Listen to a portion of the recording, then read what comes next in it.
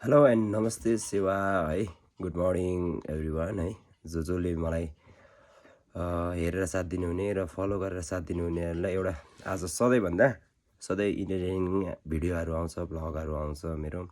आज चाहिँ अलिकति फरक विषयमा अलिकति चर्चाको विषय पनि अलिक फरक विषयमा पनि म यो विषयमा कुरा गर्नु मन लाग्यो।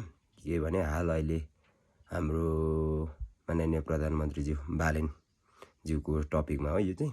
अनि जुन हाम्रो अहिले म चाहिँ एकदम श्रम संस्कृतिको हर्क साम्पाङ माननीय हर्क साम्पाङज्यू एकदमै मन परेको मान्छे। हरेक कुरा विजन श्रम गर्नुपर्छ भन्ने खालको कुरामा चाहिँ धेरै मैले उहाँलाई सपोर्ट गरेको। श्रम नगरी केही हुन्न भन्ने कुराहरूमा चाहिँ सपोर्ट गरेको। अनि तर अहिलेको हाल बालेन हाम्रो सरकार पनि त अलिकति विवादितमा नै हुनुहुन्छ उहाँहरूको होइन। पार्टी लगायत पार्टीमा म जाँदैन, व्यक्तिमा हो।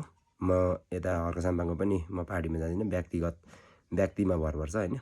मैले चाहिँ उहाँहरूलाई चाहिँ पार्टी हेरेर भन्दा नि उहाँहरूलाई चाहिँ किन चाहिँ मलाई राम्रो लाग्छ भने अब व्यक्तिको भिजन देखेर राम्रो लागेको। तर हाल चाहिँ अहिले चाहिँ लगातार हाम्रो हर्क साम्पाङज्यूले चाहिँ एकदम म हर्क साम्पाङलाई पनि नमान्ने होइन, मान्ने हो।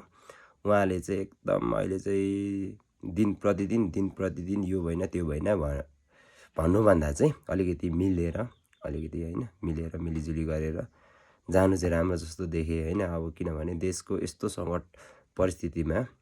सङ्कट र विषम परिस्थितिमा चाहिँ हामी चाहिँ एकअर्कामा चाहिँ बाजिम जुझिम लड्यौँ भने सीमागत कुराहरू सीमा विवादको कुराहरू लिएर हरेक कुराहरू छ नि त।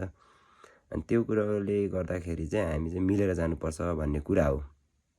त्यही भएर उहाँहरूलाई चाहिँ मेरो चाहिँ यो हाम्रो जुन रासोपा र माटोको जो हाम्रो सभापतिहरू हुनुहुन्छ, सभापतिज्यू त होइन, हाम्रो बालेन्द्र सरकार र यता माननीय हर्क साम्पाङज्यू चाहिँ मिलेर काम गर्दाखेरि चाहिँ राम्रो हो भन्ने कुरो हो।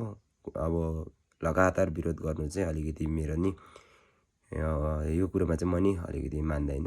अब उहाँहरूले अब भन्नु होला हर्क साम्पाङको बालेनको चाहिँ राम्रो पक्ष मात्रै छ, अब हर्क साम्पाङका सबै नराम्रो भन्ने कुरो होइन। नराम्रोलाई नराम्रो भन्नुपर्छ, राम्रोलाई राम्रो भन्नुपर्छ। हाम्रो बालेन्द्र माननीय प्रधानमन्त्रीज्यूको पनि कति कुरा चाहिँ अब नराम्रो पनि होला। अब त्यो कुराहरू उहाँहरूले पनि मनन गरेर चाहिँ आफूले के नराम्रो गरे उहाँहरूले पनि त बुझ्नु सक्नुहुन्छ। हामीभन्दा धेरै बुद्धिजीवी हो। तर म चाहिँ एउटा निष्पक्ष अब भोट चाहिँ मैले भएकै कुरा हालिनँ। निष्पक्ष एउटा जनताको आधारमा चाहिँ उहाँहरू चाहिँ एउटा मिलेर जाँदाखेरि पार्टी नै मिल्नुपर्छ भन्ने होइन नि त। एउटा भिजन मिल्यो भने भइगयो, भोलिको दिनमा हरेक कुरा सरसल्लाह मिल्यो भने भइगयो। यो छ मेरो चाहिँ। हस् त यदि भन्दै नेक्स्ट भिडियो लिएर आउनेछु होइन। त्यति बेलासम्ममा यो भिडियोलाई चाहिँ भरपुर सेयर गरिदिनु होला भन्ने म अपिल गर्छु है।